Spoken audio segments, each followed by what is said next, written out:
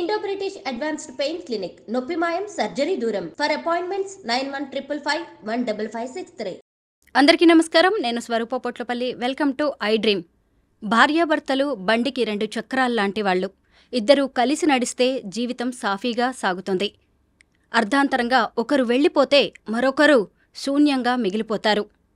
ఎంతో ప్రాణంగా ప్రేమించి పెళ్లి చేసుకున్న ఉద్యమ గాయకుడు, ఉద్యమకారుడు, అలాగే తెలంగాణ రాష్ట్ర గిడ్డంగుల శాఖ కార్పొరేషన్ చైర్మన్ సాయిచంద్ అర్ధంతరంగా అనంత లోకాలకు వెళ్లిపోవడంతో ఒంటరిగా మిగిలిపోయారు రజనీ సాయిచంద్ గారు. వస్తున్న కన్నీళ్లను దిగమింగి ఆవేదనను అణిచిపెట్టి ఆమె ఇప్పుడు కొత్త ప్రయాణాన్ని మొదలుపెట్టారు. డాన్సర్గా మళ్లీ తన పాత జీవితంలోకి వెళ్లిపోయి ఎంతోమంది పిల్లలకు క్లాసెస్ చెబుతున్నారు. అసలు ఒంటరిగా మహిళ ఎలా సమాజాన్ని ఎదుర్కోవాలి, పిల్లలను ఎలా పెంచాలి, ఆమె ఆదాయ వనరు ఆర్థికంగా ఎలా నిలబడాలి, ఇలా అనేక విషయాల మీద ఈరోజు మనతో రజనీ సాయిచంద్ గారు మాట్లాడబోతున్నారు. ఆవిడ ప్రస్తుతం నాతో పాటు ఉన్నారు. హలో రజనీ గారు. హలో అండి. ఎలా ఉన్నారండి? పర్లేదండి. రజనీ గారు, ఎప్పుడు మీరు గుర్తొచ్చినా నాకు మీ ప్రేమ కథ గుర్తొస్తుంది, మీరు పడ్డ ఆవేదన గుర్తొస్తుంది. అయితే ఇప్పుడు మీరు డాన్సర్గా కొత్త ప్రయాణాన్ని మొదలుపెట్టారు. ముందుగా దాని గురించి తెలుసుకుందాం. అంటే ఇది కొత్త ప్రయాణం ఏం కాదు. నేను నేర్చుకున్నదే, నాకు తెలిసిందే, నేను ఇంతకుముందు చేసిందే. అంటే ఇప్పుడు ఉన్నలో మేము అపోజిషన్లో ఉన్నాము, పొలిటికల్ లీడర్గా సరే బాధ్యత ఉన్నప్పటికీ కూడా నాకంటూ ఒక స్పెషల్ యాక్టివిటీ, స్పెషల్ ఆర్ట్ కూడా ఉంది కాబట్టి నేను దాని మీద కూడా కొంత ఫోకస్ చేశాను అంతే. అంటే డాన్స్ క్లాసెస్ తీసుకోవాలనే ఆలోచన ఎలా వచ్చింది? బిఫోర్ కూడా నేను తీసుకునేదాన్ని, క్లాసెస్ చెప్పేదాన్ని, పర్ఫార్మెన్సెస్ కూడా ఇచ్చాను. బట్ ఇప్పుడు అధికారం పార్టీగా ఉండి ఒక కార్పొరేషన్కి చైర్మన్గా ఉన్నప్పుడు ఉండే వెసులుబాటుకి ప్రతిపక్షంలో ఉన్నప్పుడు కొంత వెసులుబాటు దొరుకుతుంది కాబట్టి డ్యాన్స్ కాదు, నేను డ్యాన్స్ థియరీ క్లాసెస్ అనేది చెప్తున్నాను. ఇదంటే నేను కూడా మర్చిపోకుండా ఉంటాను. నాకు కూడా ఏదైనా మనం ఏ ఆర్ట్ కావచ్చు, ఏ పనైనా మనం నిరంతరంగా చేస్తూ ఉంటే ఉండేది గ్యాప్ వస్తే మనకు కాన్ఫిడెన్స్ అనేది పోతుంది. అండ్ నేర్చుకున్నది కూడా మనం మర్చిపోయినట్టు అవుతుంది. ఇక డ్యాన్స్ అంటే నేను ప్రాక్టికల్ గురించి చెప్పట్లేదు, థియరీ పార్ట్ చెప్తున్నాను. పిల్లలిద్దరిలో నేను బాబుని చూశాను. చరీష్ పాట చాలా బాగా పాడాడు, వాళ్ళ నాన్నని గుర్తు చేశాడు. పాపకేమైనా మీలాగా డాన్స్ మీద ఇంట్రెస్ట్ ఉందా? పాప బాగా డ్యాన్స్ చేసిద్ది. ఇక ఇప్పుడే కదండి పిల్లలు, ఆల్మోస్ట్ ఇప్పుడున్న జనరేషన్లో ఏంటంటే ప్రతి పిల్లలకి ఏదో ఒక ఎక్స్ట్రా యాక్టివిటీ ఉంటుంది. బాడీ మూమెంట్ ఫ్రీగా ఉండడము, లేదు సాంగ్స్ పాడడము, గేమ్స్ బాగా ఆడడము, అట్లా ఎక్స్ట్రా యాక్టివిటీస్ లేకుండా పిల్లలు ఉండట్లేరు. వాటిని కొంచెం బూస్టప్ చేసి మనం ఎంకరేజ్ చేస్తే ఇంకా మంచిగా దాంట్లో జెమ్స్ అవుతున్నారు. అట్లాగే మా పాప కూడా తను కొంచెం డ్యాన్స్ మంచిగా చేసిద్ది. పొలిటికల్గా కూడా మీరు చాలా యాక్టివ్గా కనిపిస్తున్నారు. బీఆర్ఎస్ నేతగా మంచి పేరు తెచ్చుకుంటున్నారు. ఆ జర్నీ ఎలా ఉందండి? పొలిటికల్ జర్నీ అంటే ఇప్పుడు మేము ప్రతిపక్షంలో ఉన్నాం కాబట్టి ప్రజా సమస్యల మీద స్పందించాలి. ప్రతి ఒక్క ఇష్యూ మీద మాదైన కోణంలో మేము స్పందిస్తున్నాము, వెళ్తున్నాము, వీలైన చోట్ల పార్టిసిపేట్ చేస్తున్నాము. మాకు తెలిసిన దాన్ని, అంటే ప్రజలు పడుతున్న ఇబ్బందులు మాకు తెలిసిన దాన్ని ఇంకా ఈ రకంగా ఉంటే బాగుంటుంది, ఆ రకంగా ఉంటే బాగుంటుందని ప్రభుత్వానికి కూడా సలహాలు ఇస్తున్నాం. సరే వాళ్ళు రిసీవ్ చేసుకోకపోవచ్చు, కానీ సలహాలు ఇవ్వడం మాత్రం మా బాధ్యత కాబట్టి ఇస్తున్నాము. ఖచ్చితంగా భవిష్యత్తులో ఒక మంచి నాయకురాలిగా మాత్రం నన్ను చూస్తారు. మీ ప్రేమ, మీ పెళ్ళి, మీ పొలిటికల్ జర్నీ, గిడ్డంగుల శాఖ చైర్మన్గా కూడా, కార్పొరేషన్ చైర్మన్గా కూడా మీరు పనిచేశారు. ఇలా అన్ని కోణాల్లో మిమ్మల్ని చాలామంది ఫాలో అవుతూ ఉన్నారు. ఈ రోజుకి కూడా ప్రేమ వివాహం, కులాంతర వివాహం అంటే చాలు పెద్దవాళ్ళు ఒప్పుకోవట్లేదు, ఈవెన్ సొసైటీ కూడా యాక్సెప్ట్ చేయట్లేదు. ఒక్కసారి మీ ప్రేమ విషయంలో జరిగిన విషయాలేంటో తెలుసుకుందాం. మీ ఫ్లాష్ బ్యాక్కి వెళ్దాం. అంటే సగటుగా అంటే కామన్గా ఏం ఆలోచిస్తారంటే పేరెంట్స్కి ఎప్పుడు కూడా ఎంత ఎదిగినా పిల్లల్లానే అంటే వాళ్ళు పిల్లల్లానే ఉంటారు, పిల్లల్లానే కనిపిస్తారు. కాబట్టి పిల్లలు తీసుకునే నిర్ణయాలు వాళ్ళ భవిష్యత్తులో వాళ్ళని ఏమన్నా ఇబ్బంది పెడతాయా? ఎందుకంటే వాళ్ళ జీవితంలో చాలా ఎక్స్పీరియన్సెస్ ఫేస్ చేసి ఉంటారు, విని ఉంటారు, చుట్టుముట్టు చూసి ఉంటారు. కాబట్టి వాళ్ళలో ఒక భయం ఉంటుంది. బహుశా సమాజంలో మా పిల్లలు ఇవన్నీ ఎదుర్కోవద్దనే కదా మేము ఇంత కష్టపడుతున్నాం, మళ్ళీ పోయి ఇవన్నీ ఎదుర్కోవాల్సి వస్తుందేమో అని భయపడతారు. కాబట్టి పేరెంట్స్గా వాళ్ళు పడే భయంలో కూడా ఒక అర్థం ఉంది. కానీ భయపడి పిల్లల జీవితాలను మాత్రం అది చేయొద్దు కదండి. వాళ్ళకంటూ కొన్ని ఆశలు, కొన్ని ఇష్టాలు, అందులోనూ వాళ్ళ జీవితంలో ఏ నిర్ణయం తీసుకోవాలనేది కూడా వాళ్ళ మైండ్ సెట్ మీద, వాళ్ళ ఫ్యూచర్ మీద ఆధారపడి ఉంటుంది. కాబట్టి చాలామంది పేరెంట్స్ ఏంటంటే కొంచెం కఠినంగా, ఏదైనా లవ్ మ్యారేజ్ అంటే, లేదు సెలెక్ట్ చేసుకునే వాళ్ళ మీద ఏం తెలియకపోవడం వల్ల, అంటే ఎటువంటి పర్సన్ని సెలెక్ట్ చేసుకుంటారో ఏంటో అన్న భయంతో ఒక రకంగా బిహేవ్ చేస్తుంటారు. ఇక సమాజంలో మనం ఎంత కాదన్నా కులాలు, మతాలు, ఆర్థిక అసమానతలు, ఫైనాన్షియల్గా మాకు ఈక్వలా కాదా, లేదు మా క్యాస్ట్కి సంబంధించిన వాళ్ళని చేసుకోకపోతే రిసీవ్ చేసుకుంటారో లేదో, ఈ రకమైన సమాజంలో మనం ఉన్నాం. ది సేమ్ టైం మా మ్యారేజ్లో కూడా ఇవన్నీ అడ్డొచ్చినాయి. మేము వాటన్నిటిని అధిగమించినాం. ఒక రకంగా చెప్పాలంటే మేము నిలబడతాము, మేము చదువు విషయంలో నెగ్లెక్ట్ చేయలేదు, సొసైటీ పట్ల బాధ్యతగా ఉన్నాము.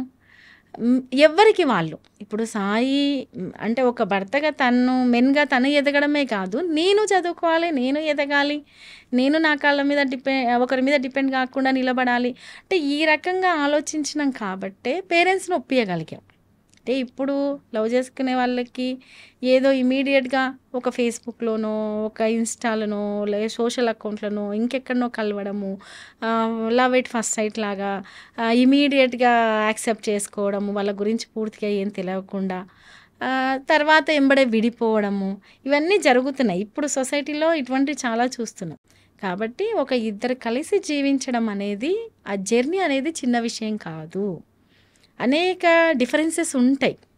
వాటిని ఒకరినొకరు అర్థం చేసుకోవడం, ఈ వ్యక్తి ఇలా ఉంటాడు అని మనకు అర్థం కావాలి అంటే తన గురించి కొంత జర్నీ చేస్తే తెలుస్తుంది. తెలిసిన తర్వాత కూడా ఇప్పుడు ఏం ఫీల్ అవుతారంటే నేను ఎందుకు కాంప్రమైజ్ కావాలి, లేకపోతే తనెందుకు కాంప్రమైజ్ కావాలి, లేకపోతే నువ్వులానే ఉండు. ఈ సొసైటీలో ఏ ఒక్కరూ నువ్వులా బతకలేరండి. మనం మన పిల్లల కోసం బతుకుతాం, మన పేరెంట్స్ వాళ్ళ పిల్లల కోసం బతుకుతారు, హస్బెండ్ కోసం కొన్నిసార్లు, బ్రదర్ కోసం కొన్నిసార్లు, సిస్టర్ కోసం కొన్నిసార్లు, నైబర్ కోసం కొన్నిసార్లు, ఇలా సమన్వయంతో బతుకుతాం మనం సొసైటీలో. అది లోపించడం వల్లనే ఈరోజు ఏ రిలేషన్షిప్ అయినా దెబ్బతింటూ ఉన్నాయి. కాబట్టి లవ్ మ్యారేజెస్ ఏం తప్పు కాదు, కానీ పేరెంట్స్కి అర్థమయ్యేటట్టు చెప్పి వాళ్ళని ఒప్పించి చేసుకోవాలనేది మేము చేసింది అయితే అది. పేరెంట్స్ కూడా కొంచెం వీళ్ళ అన్ని లవ్ మ్యారేజెస్ ఒకటేలాగుంటాయి, అందరూ వ్యక్తులు ఒకటేలాగుంటారు అనే భయం పక్కన పెట్టి అసలు వాళ్ళు ఎందుకు, ఏ రకంగా, వాళ్ళకు ఒకవేళ తెలియకపోతే చెప్పండి, జీవితం అంటే ఇలా ఉంటుంది, ఇలా నడుచుకోవాలి, ఇలా ఉండాలి, ఇలా ఉంటే రిలేషన్షిప్స్ చాలా లాంగ్ జర్నీతో కూడుకున్న రిలేషన్షిప్స్గా ఉంటుంది అనేది చెప్పాల్సిన బాధ్యత పేరెంట్స్ది. పేరెంట్స్కి అర్థమయ్యేటట్టు చేయాల్సిన బాధ్యత వీళ్ళది. మేము అలాగే చేసాము, అలాగే ఉన్నాము. సాయి చంద్ గారితో మీ లవ్ స్టోరీ ఎలా స్టార్ట్ అయింది? మా లవ్ స్టోరీ అంటే చెప్పాను కదండి, ఇంతకుముందు కూడా చాలాసార్లు చెప్పాను. స్టూడెంట్ ఉద్యమాల్లో పనిచేసేవాడు సాయి, అలా పరిచయము. సాయి మంచి సింగరు, రైటరు. నేను అప్పటికి క్లాసికల్ డ్యాన్స్ నేర్చుకుంటున్నాను, కొంచెం సెమీ క్లాసికల్ డ్యాన్స్ చేసేదాన్ని. ఒక కాలేజెస్ అకేషన్లో కలిసామన్నమాట.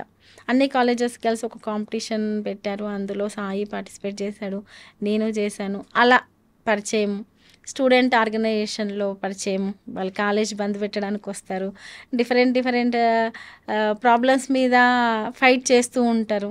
అట్లా ఏంటి అందరిలా కాకుండా వీళ్ళు డిఫరెంట్గా ఆలోచించడం ఏంది, ఈ ఏజ్లో అందరి స్టూడెంట్స్లా కాకుండా ఏదో ఇష్యూని పట్టుకొని ఫైట్ చేయడం ఏంది, అవును ఒక మైనర్ బాలిక మీద అత్యాచారం జరిగితే వీళ్ళు ఫైట్ చేయడం ఏంది, వీళ్ళు మా అలాగే స్టూడెంట్, అలా మన దృష్టి అనేది అక్కడికి వెళ్తుంది కదా, అలా వెళ్ళడము.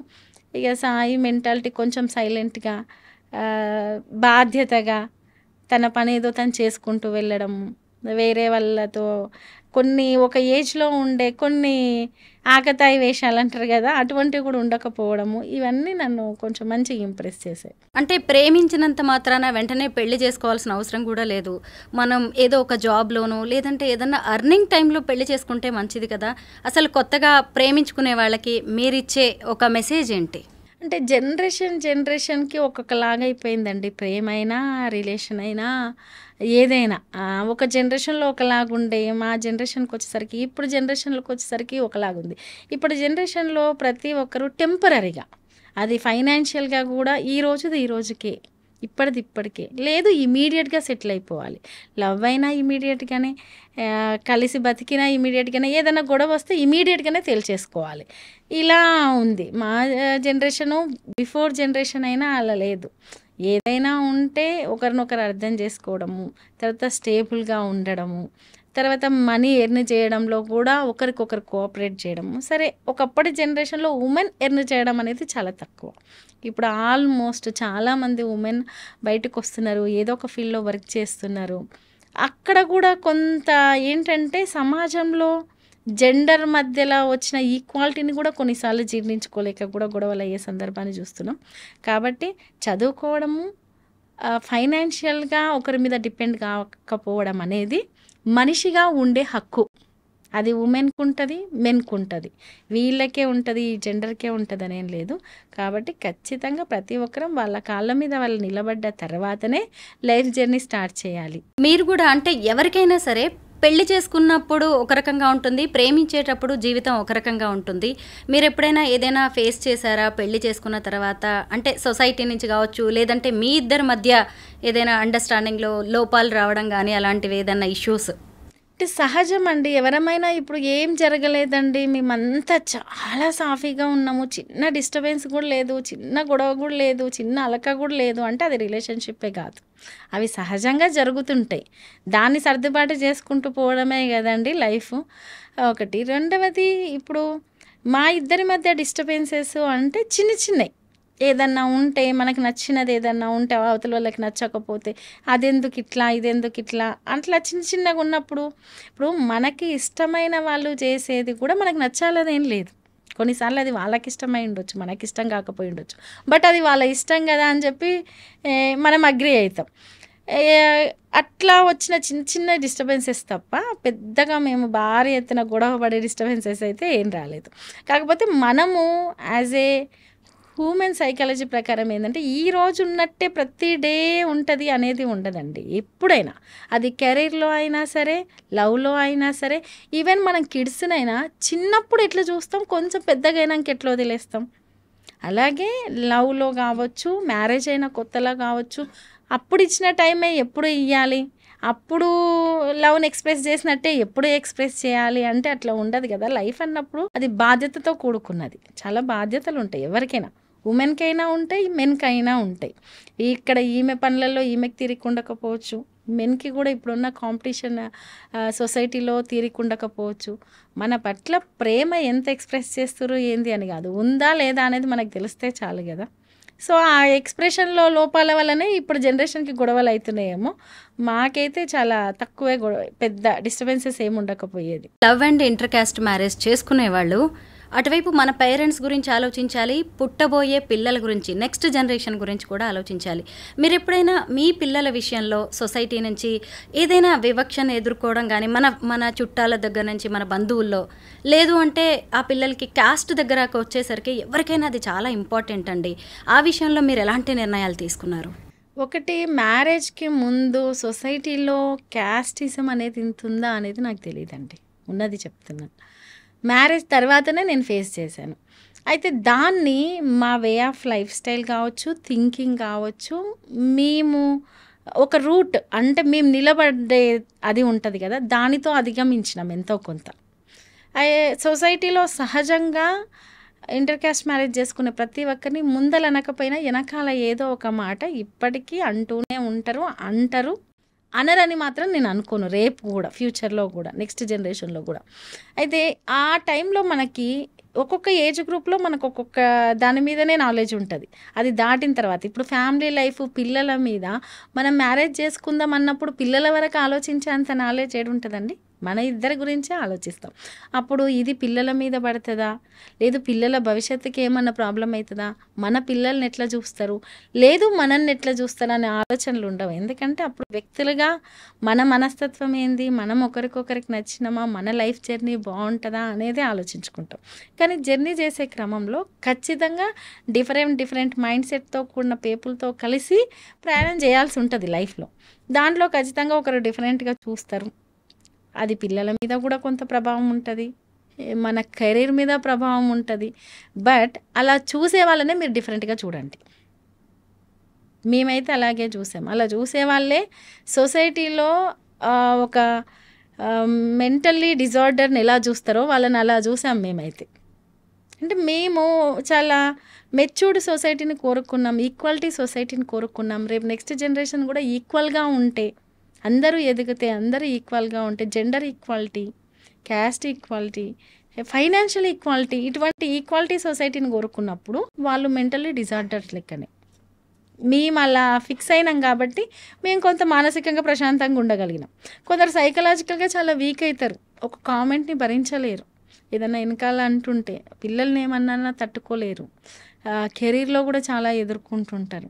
కాబట్టి సొసైటీలో ఎదుర్కోరు, చాలా అద్భుతంగా ఉంది సొసైటీ, ఏం కాదు మీరు ఇలాగే చేసుకొని ముందరికి వెళ్ళండి, మీరు మార్పును కోరుకుంటున్నారు, మీరు బెటర్ సొసైటీని కోరుకుంటున్నారు, బెటర్ థింకింగ్లో ఉన్నారు. బట్ సొసైటీ మొత్తం అట్లేం లేదు, డిఫరెంట్ మైండ్ సెట్తో కూడిన వ్యక్తులు ఉన్నారు. మిమ్మల్ని ఖచ్చితంగా టార్గెట్ కూడా చేస్తారు, దానికి మీరు సిద్ధం కావాలి అంతే. రజనీ గారు 100 ఏళ్ళు మీతో ఉంటారు అనుకున్నారు సాయి చంద్ గారు, కానీ ఆయన సడన్గా మీకు దూరం అయిపోయారు. 1.5 ఏళ్ళు అవుతున్నట్టుంది కదా ఆయన. అయితే సాయి చంద్ గారు ఆ రోజు ఎప్పుడైనా ఇంకేదైనా హెల్త్ ఇష్యూస్ ఉన్నాయా, ఆ రోజు ఏం జరిగిందండి? లేదండి, హెల్త్ ఇష్యూస్ ఏం లేదు. బట్ కరోనా అయితే కొంచెం చాలా సీరియస్గానే వచ్చింది. స్టెరాయిడ్స్ హెవీగా ఇచ్చారు, లంగ్స్ ఇన్ఫెక్షన్ వచ్చింది. హాస్పిటల్లో ఒక 15 days, ఆల్మోస్ట్ 20 days వరకు హాస్పిటల్లో ఉన్నారు.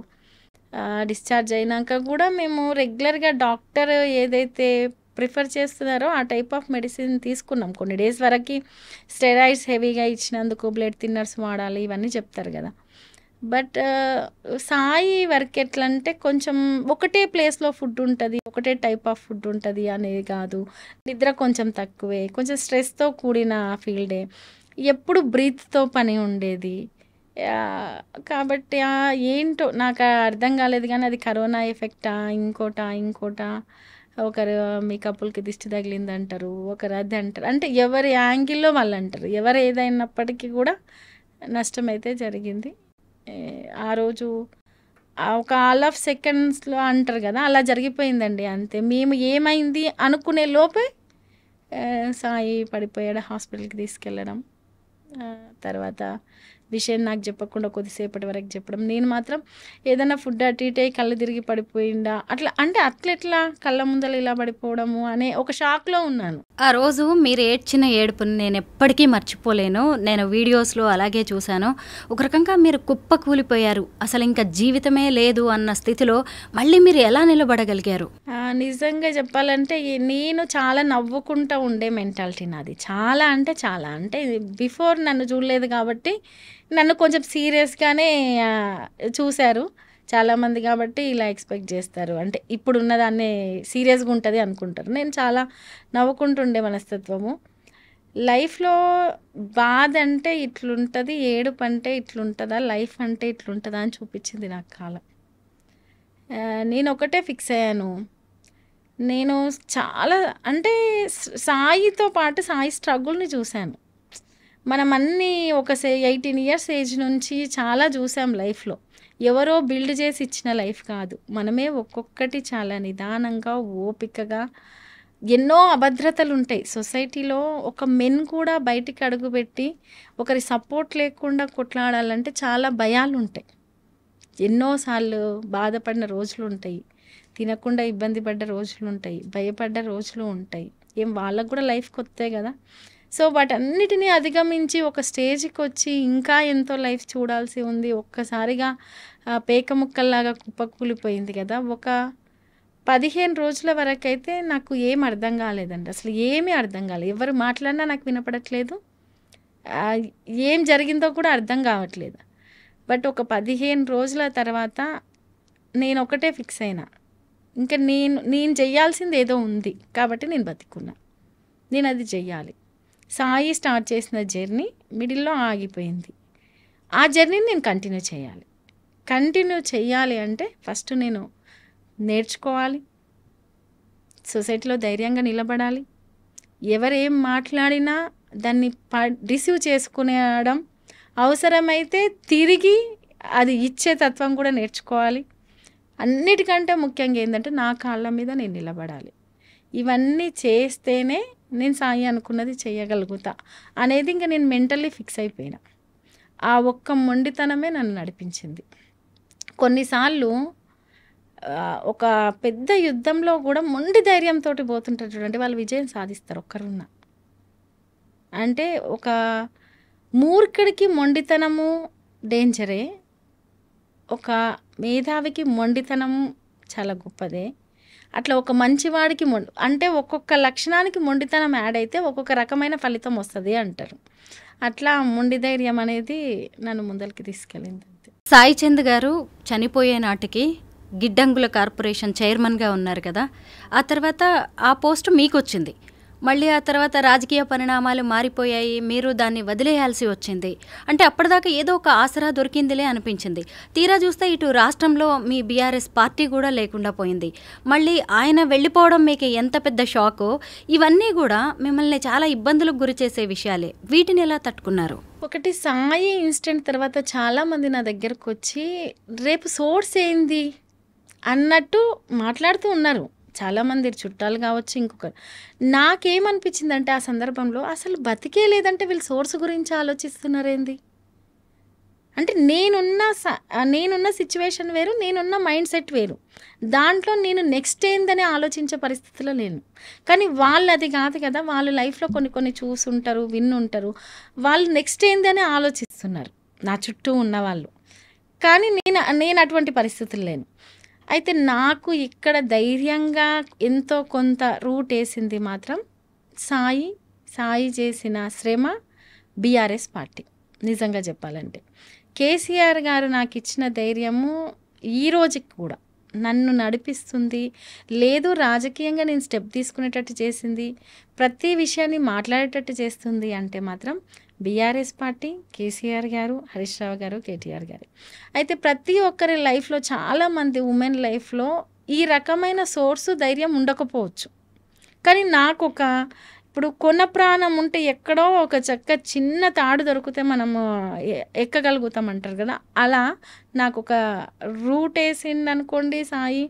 లేదు, వాళ్ళు అలా రిసీవ్ చేసుకున్నారు అనుకోండి, అదైతే దొరికింది. అట్లనే నేను చైర్మన్గా బాధ్యత తీసుకోవడం అంటే, నేను డే 1 నుంచి సాయి చైర్మన్గా చేసింది చూశాను, పొలిటికల్ జర్నీ చూశాను. డే 1 నుంచి పొలిటికల్ జీరో నుంచి చూశాను పొలిటికల్ జర్నీ సాయి. ఎందుకంటే మూమెంట్ తర్వాతనే కదా రాజకీయంగా మలుపు తిప్పుకోవడం. అనేక విషయాలు ఇంట్లో డిస్కస్ చేయడము, చాలామంది రావడము, కలవడము. ఒక డాక్టర్ ఇంట్లో ఉంటే కొన్ని మెడిసిన్స్ గురించి వైఫ్కి తెలుస్తుంది ఆటోమేటిక్గా. ఒక టీచర్ ఇంట్లో ఉంటే ఆటోమేటిక్గా టీచర్ కొలీగ్స్ ఏర్పడిపోతారు. ఎట్ ది సేమ్ టైం ఒక పొలిటీషియన్ ఇంట్లో ఉన్నప్పుడు కూడా వాళ్ళ ఇంటి ఎన్విరాన్మెంట్ చుట్టూ కూడా ప్రజా సమస్యలు, ఏదో ఒక ఇష్యూ, ఎవరో ఒకరు రావడము, మాట్లాడడము, ఏం జరుగుతుంది, రాష్ట్ర దేశ రాజకీయాల గురించి ఖచ్చితంగా చర్చ జరుగుతుంది. ఇక ఏదైతే అదయింది. నేను ఆ రూట్లోనే వెళ్దాం అనుకున్నప్పుడు నేను అటెందుకు వెళ్ళొద్దనే ఒక మొండిగా డెసిషన్ తీసుకోవడం జరిగింది. వెళ్ళాను.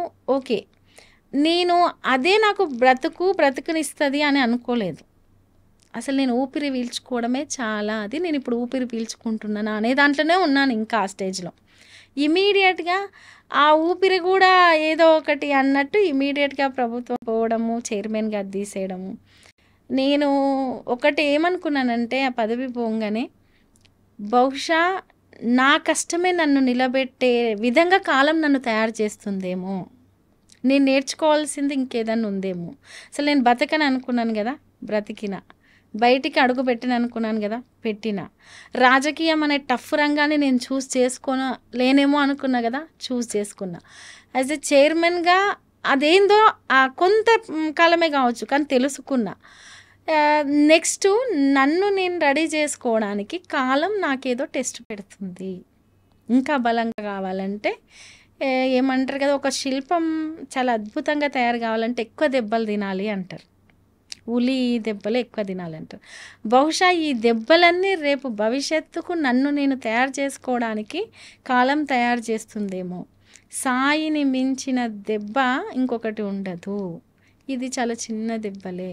ఆ దెబ్బ నుంచే నేను మొండిగా తయారైనప్పుడు ఈ దెబ్బలు ఎంత అనుకున్నాను, అలాగే మొండిగా నిలబడ్డాను. నన్ను నేను నిలదొక్కుంటున్నాను, నిలబడుతున్నాను. అవసరమైతే నలుగురిని నిలబెడతాను కూడా. వేర్ హౌస్ కార్పొరేషన్ చైర్మన్గా మీరు అటువైపు అధికారాన్ని కోల్పోయారు, ఇంకొక వైపు చూసినప్పుడు సాయి చంద్ వంటి ఒక పెద్ద అండని కోల్పోయారు. అంటే అప్పటిదాకా మీ చుట్టూ జనం ఉండొచ్చు, మీ చుట్టూ మీరు ఒక సెలబ్రిటీలా కూడా ఉండొచ్చు వాళ్ళందరి మధ్యలో. కానీ ఇవన్నిటినీ కోల్పోయిన తర్వాత మీ పరిస్థితి ఏంటి? మీ చుట్టూ ఇలాగే జనం ఉన్నారా? ఒంటరిగా మిగిలిపోయారా? ఎలా ఆ పరిస్థితులను మీరు ఎదుర్కొన్నారు? నేను ఒకటి ఏంటంటే, నిజంగానే సాయి ఉన్నప్పటికీ, అంటే ఎవరికైనా ఒక ఉమెన్కి హస్బెండ్ ఉన్నప్పటి ఎన్విరాన్మెంటు, హస్బెండ్ ఉన్నప్పుడు ఉన్న సిచ్యువేషన్స్ చుట్టూ ఉండవు, మారిపోతాయి. నేను ఒకటే ఫిక్స్ అయ్యాను. మనం సాధారణంగా ఆలోచిస్తే ఒక కుటుంబాల్లో 70 ఏళ్ళ వయసున్న మహిళకు భర్త కోల్పోయినా ఆ ఇంటి ఎన్విరాన్మెంట్ మొత్తం ఒక రకంగా అయిపోతుంది. ఆమె పోయి కొడుకుల ఇళ్ళనో ఇంకెక్కడనో ఉండి ఏదైనా చిన్న చిన్న మాటకు అప్పటి వరకు లైఫ్ను ఒక స్థాయిలో లీడ్ చేసి ఉంటుంది కదా. పిల్లలు, మన్మళ్ళు అన్ని రకాలుగా లీడ్ చేసి ఉంటుంది. లీడ్ చేసిన తను భర్త పోగానే ఎవరేమన్నా పడే పరిస్థితికి, సైలెంట్ అయ్యే పరిస్థితికి అట్లా వచ్చేసి ఉంటుంది. అది ఏజ్ గ్రూప్తో సంబంధం లేకుండా వచ్చేస్తుంది. నేను ఒకటే ఫిక్స్ అయినా, సాయి ఉంటే ఏ రకమైన ఎన్విరాన్మెంట్ ఉంటుందో, ప్రొఫెషనల్గా కావచ్చు, ఇంట్లో కావచ్చు, మా పిల్లల మైండ్ సెట్ మీద కావచ్చు, అది ఉంచాలి అని ఫిక్స్ అయినా. అది ఉండడం కోసం నేను ఏ రకంగా మూవ్ కావాలి, ఏ రకమైన వర్క్ చేయాలి, ఎట్లా కష్టపడాలి. కాబట్టి ఆ రోజు నుంచి ఈ రోజు వరకు సరే సాయి లేడు, ఒక వేదిక మీదకి వెళ్తే సాయి లేడు అనిపిస్తుంది, లేదు ఇంట్లో నలుగురం కూర్చొని తినేటప్పుడు ఇంకా రాలేదు అనేటట్లు తప్పితే ఇంటి చుట్టూ ఎన్విరాన్మెంట్ మొత్తం సాయికి తెలిసిన, పరిచయం ఉన్న సర్కిల్, లేదు పిల్లల దగ్గర ప్రతిదీ సాయి ఉన్నట్టే నేను ఉంచడానికి ట్రై చేస్తున్నాను.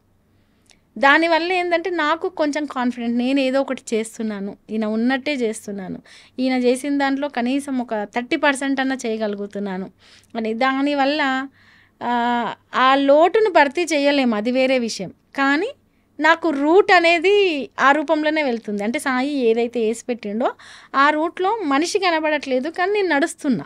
సాయి చంద్ గారి ఆశయం ఏంటి? ఆయన లక్ష్య సాధనను మీరెలా సాధించబోతున్నారు?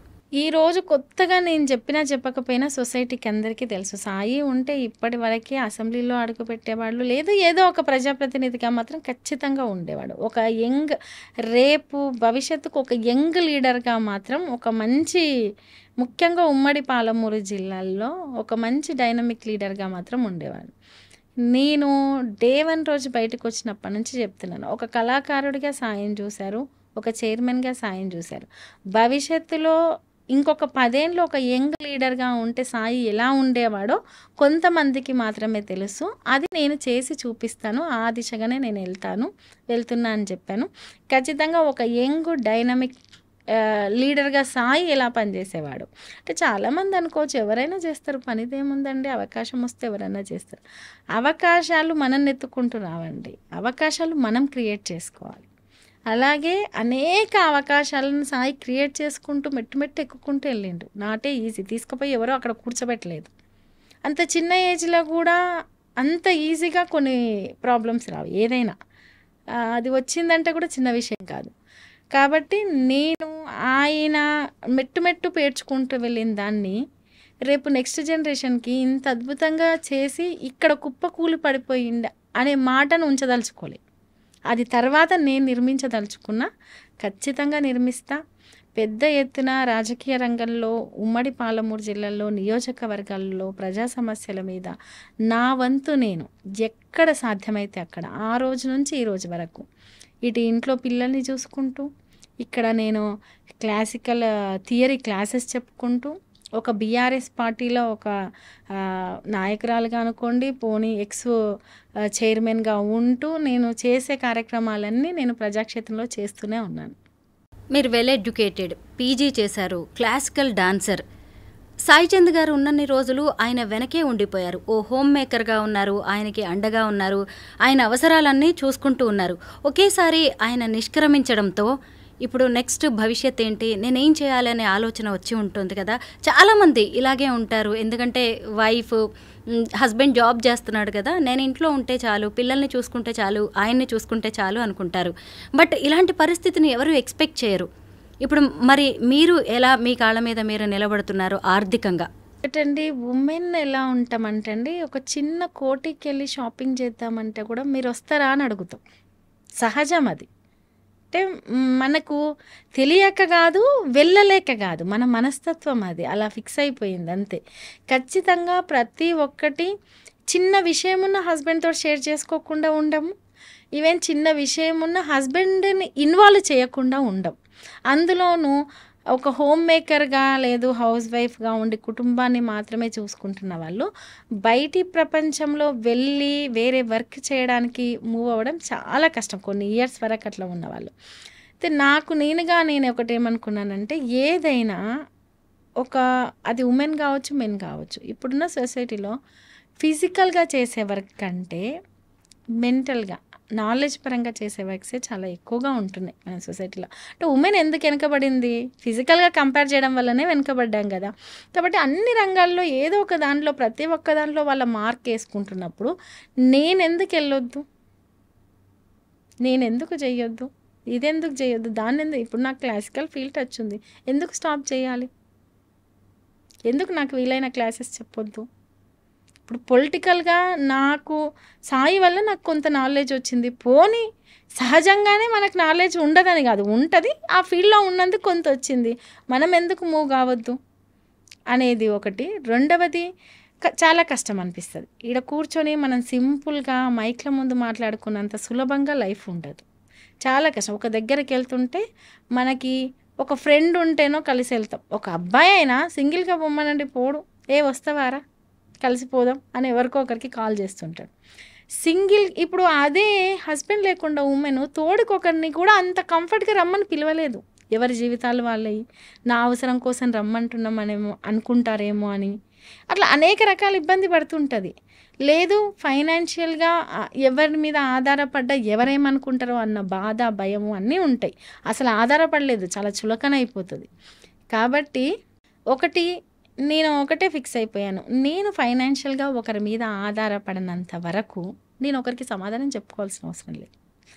రెండవది, ఒకవేళ నేను ఒకరికి ఓదార్పునివ్వాలి, నేను మదర్ని, నేను ఒక స్టేజ్లో ఉన్నా, నేను యాజ్ ఎ మదర్ లాగా ఆలోచించాలి. అంటే నా ముందు నేను అందరినీ చిన్నపిల్లల్లానే చూడాలి. నాకు ఒకరి నుంచి ఓదార్పు అవసరం లేదు, ఒకరి నుంచి జాలి అవసరం లేదు, ఒకరి నుంచి కరుణ అవసరం లేదు, ఒకరి నుంచి ఇంకేదో అవసరం లేదు. నేనే అవసరమైతే నాకంటే కింది వాళ్ళకు, నాకంటే పిల్లలకి నేను ఒక పెద్దలా ఆలోచించి వాళ్ళకి ఏదైనా ఇద్దాం, సాయం చేద్దాం, ఓదార్పు ఇద్దాం, ఇంకేదైనా చేద్దాం. కాబట్టి నేనేది ఎక్కడి నుంచి ఎక్స్పెక్ట్ చేయట్లేదు. నేను నిలబడాలనుకుంటున్నా, అవసరమైతే నేనే ఒకరికి ఇద్దామనుకుంటున్నాను. అటువంటప్పుడు నన్ను నేను ఇంతకు ముందున్న మైండ్ సెట్కు డిఫరెంట్గా తయారు చేసుకోవాలంటే ఏం చేయాలి? ఫస్ట్ నేను ఖాళీగా ఉండొద్దు అంటే పనిలో ఉండాలి.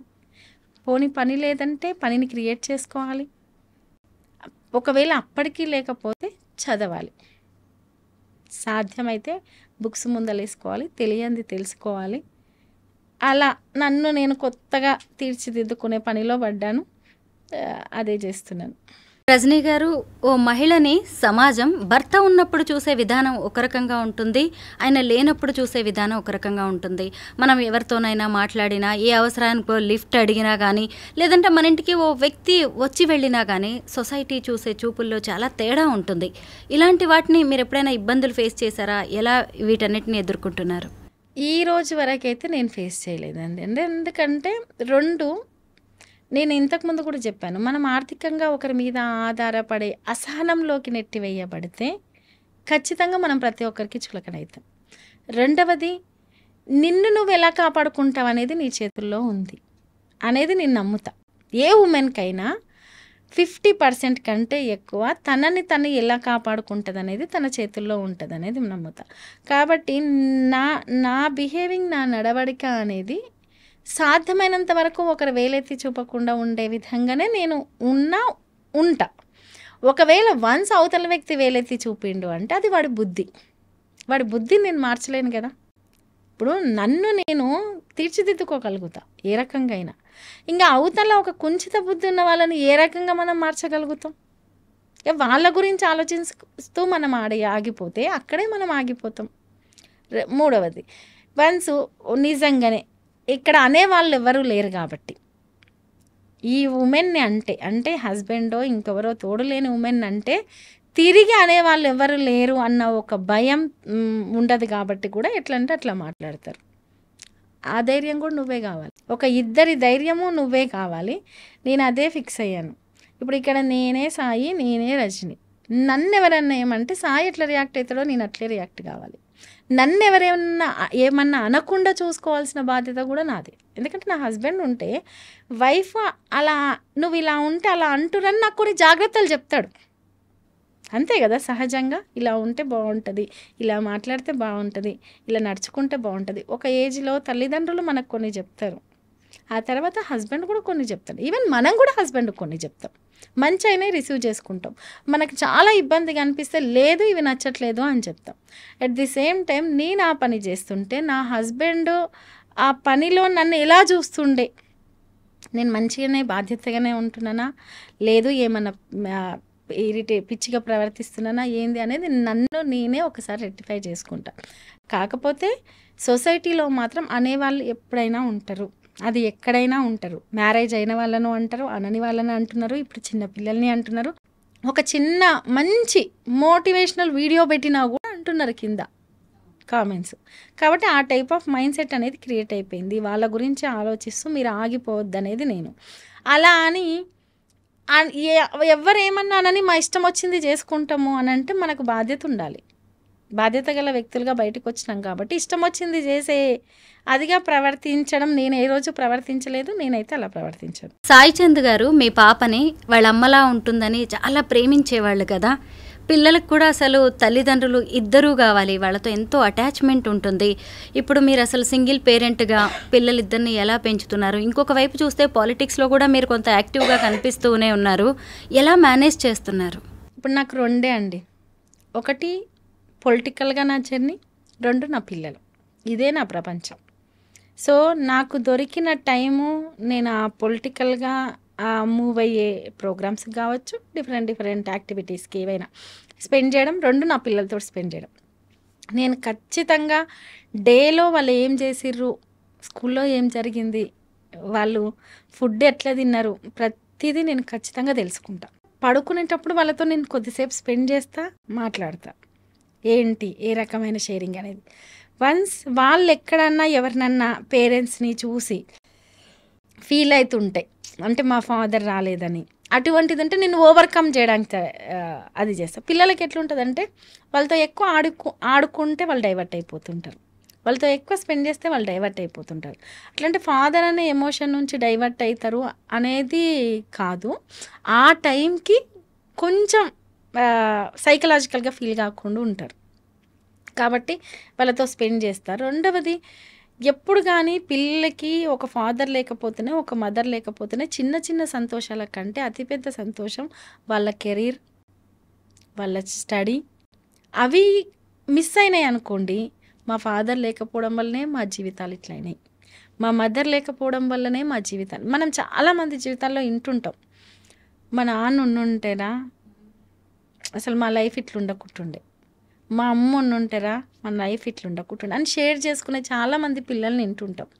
నేను ఒకటే అనుకున్నా, మా పిల్లల లైఫ్లో మా నాన్న ఉండుంటే మా లైఫ్ ఉంటుండే అనే వర్డ్ రావద్దని నేను ఫిక్స్ అవుతున్నా. మా నాన్న ఉండుంటే కాదు, మీ నాన్న ఉన్నాడు, మీ నాన్న నాతోడు చేపిస్తున్నాడు, మీ నాన్న చేయాల్సినవన్నీ నేను చేస్తా అనేది నేను ఫిక్స్ అయినా.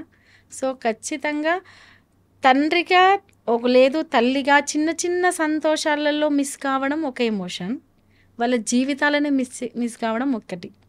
కాబట్టి ఈ చిన్న చిన్న సంతోషాలనే నేను ఎలాగో తిరిగి తెచ్చేయలేను. అందరం కలిసి ఉండడం, కలిసి తినడము. ఇక ఫాదర్ అంటే ఎట్లుంటారో ఇంక కొత్తగా చెప్పాల్సిన అవసరం లేదు. అది నేను ఎట్లాగో తెచ్చేయలేను. కాబట్టి వాళ్ళ లైఫ్ ఏదో, వాళ్ళ స్టడీ, వాళ్ళ కెరీరు, వాళ్ళు అనుకున్నది, వాళ్ళ ఫాదర్ ఉంటే వాళ్ళు ఏ స్థాయిలో అచీవ్ అయ్యేవాళ్ళు, అది మాత్రం నేను తెచ్చేయగలను. ఖచ్చితంగా నేను తెచ్చిస్తాను. మీరు సాయి చందు గారిని కోల్పోయిన రోజు కావచ్చు, ఆ తర్వాత మీరు గిడ్డంగుల కార్పొరేషన్ చైర్మన్గా మీరు ఆ చైర్లో కూర్చుంటున్నప్పుడు కావచ్చు, మేమున్నామంటూ కవిత గారు మీకు ఎంతో భరోసా ఇచ్చారు. ఆ తర్వాత ఆమె జీవితం కూడా ఒక రకంగా ఒకేసారి మారిపోయింది. జైలుకి వెళ్ళొచ్చిన తర్వాత ఆవిడని మీరు ఏమన్నా కలిసారా? కలిశానండి. కవితక్కని జైలుకి వెళ్ళొచ్చిన తర్వాత కలిశాను. జీవితం ఒకేసారి మారిపోయిందని ఏం లేదు. రాజకీయాల్లో ఒడిదుడుకులు అనేవి సహజం అండి. అందులోనూ చాలా పవర్ఫుల్గా ఉండే పొలిటీషియన్స్కి ఇంకా నిజంగా చెప్పాలంటే ఇంకా చాలా స్ట్రగుల్స్ ఎదురవుతాయి. అలాగే కవితక్క గారి లైఫ్లో కూడా ఒక స్ట్రగుల్ ఎదురైంది. దాన్ని తను ఓవర్కమ్ చేసింది. మళ్ళీ వచ్చారు. రేపు పబ్లిక్లో ఖచ్చితంగా ఉంటారు. ప్రతి విషయం మీద కొట్లాడతారు. కాకపోతే ఒక ఉమెన్గా ఆ స్టేజ్ అనేది చాలా స్ట్రగుల్. ఈ మధ్య మీరు కేసీఆర్ గారిని కూడా కలిసినట్టున్నారు కదా, పిల్లలతో కలిసి. ఏమన్నారు ఆయన? ఎందుకు ప్రత్యేక కారణం ఏమైనా ఉందా? మా బాబు బర్త్డే ఉండే అండి. పుట్టినరోజు సందర్భంగా వెళ్ళడం జరిగింది, కలవడం జరిగింది.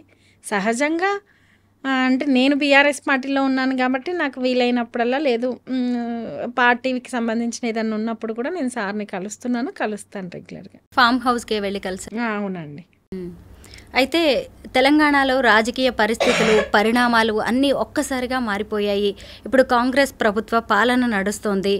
మరి బాపు ఇప్పటికీ సైలెంట్గా ఉన్నారు. ఇటు చూస్తే ఒంటి పోరాటం చేస్తున్నారు మన కేటీఆర్ గారు. ఏమనిపిస్తుంది ఈ రాజకీయ పరిణామాలను చూస్తుంటే మీకు? ఒకటండి, ఈరోజు నేను బీఆర్ఎస్ పార్టీ నాయకురాలిగానో ఇంకేదో మాజీ చైర్మన్గానో చెప్పడం కాదు. ప్రజలలోకి వెళ్తే ప్రజలు చెప్తారు. ఏ ఒక్క వర్గానికి సంబంధించిన ప్రజలు కూడా సంతృప్తిగా ఉన్నట్టు ఈరోజు మనం చూడట్లే. నిరుద్యోగుల దగ్గరికి వెళ్దాం, వాళ్ళు ఒక ఇష్యూ తోటి బాధపడుతున్నారు. వాళ్ళు చాలా స్ట్రగుల్ చేశారు. హైడ్రా పేరుతో హైదరాబాద్లో చాలా ఇబ్బందికరమైన వాతావరణం చూసాం. గురుకుల పిల్లలు చాలామంది హాస్పిటల్ పాలయ్యి ఫుడ్ సరిగ్గా లేక ఇబ్బంది పడ్డ పరిస్థితులను చూసాము. పోనీ ఇప్పుడు ఫార్మాసిటీ కోసం మన కొడంగల్లో సొంత నియోజకవర్గంలో, రేవంత్ రెడ్డి గారి సొంత నియోజకవర్గంలో రైతులు తిరగబడుతున్న పరిస్థితులు చూసాం. రైతు బంధు రాకుండా, పెట్టుబడి సాయం అందకుండా ఇబ్బంది పడ్డ పరిస్థితిని చూసాం. ఈరోజు కొనుగోలు కేంద్రాలను ఓపెన్ చేసి ఫోటోలు దిగి అధికారికంగా అసలు ఎన్ని కొన్నారు, ఏంది, అసలు వరి ధాన్యం ఎందుకు ఇంకా కుప్పలుగా కొనకుండా ఉన్న పరిస్థితులను చూస్తున్నాం మనం. పత్తికి గిట్టుబాటు ధర లేని పరిస్థితిని చూస్తున్నాం. అంటే ఏ వర్గానికి సంబంధించిన ప్రజలు సంతృప్తిగా ఉన్నారు? వాళ్ళు చెప్పిన ఏ హామీలు నెరవేరినాయి? ఎంతసేపు మహారాష్ట్రకెళ్ళో ఇంకో దగ్గరికెళ్ళో మేము అది చేసినాం ఇది చేసినాం అని చెప్పేసి అబద్ధాలు చెప్పడం తప్పితే ఇక్కడ తెలంగాణ ప్రజలకు వచ్చి చెప్పమనండి ధైర్యంగా మేము ఇది చేసాం, మేము ఈ 11 నెలల కాలంలో ఈ ఒక్క పథకాన్ని, లేకపోతే ఒక ఉచిత బస్సును పక్కకు పెట్టేసేయండి, ఏ ఒక్క పథకమైనా లేదు, ఏ ఒక్క అభివృద్ధి అయినా, ఏ ఒక్క సంక్షేమమైనా ఏది చేశారు అనేది వాళ్ళ ప్రజాప్రతినిధులను పబ్లిక్లోకి వచ్చి చెప్పమండి వితౌట్ సెక్యూరిటీ. కాబట్టి రాష్ట్రంలో ఈరోజు ఏ వర్గాలు సంతృప్తిగా ఉన్న పరిస్థితిని మనం చూడట్లేదు. కేసీఆర్ గారు పెద్దరికంగా పనిచేశారు. రేవంత్ రెడ్డి గారు పెత్తనంతో పనిచేస్తున్నారు. పెద్దరికంగా పనిచేసే వాళ్ళు, ఇంట్లో పెద్దరికంతో పనిచేసే వాళ్ళు ఎలా ఉంటారు, ఇంటి పెద్ద ఎలా ఉంటారు, అందరికీ అన్నీ అందినాయా లేదా, అందరూ సంతోషంగా ఉన్నారా లేదా, అలాగే కేసీఆర్ గారు అన్ని సంక్షేమ పథకాలు అందినాయా లేదా, అన్ని ప్రాంతాల్లో అభివృద్ధి చెందుతుందా లేదా, అంత సాగునీరు అందిందా లేదా, ఇలా కేసీఆర్ గారు పనిచేశారు. అదే రేవంత్ రెడ్డి గారు నేను పెత్తనం చెలాయించి పని చేపిస్తా అంటున్నారు. ప్రజలకు కావాల్సింది పెత్తనం చెలాయించే లీడర్ కాదు, పెద్దరికం చేసే లీడర్. కాబట్టి ఖచ్చితంగా వ్యత్యాసం ఉంది, అది ప్రజలు చూస్తున్నారు.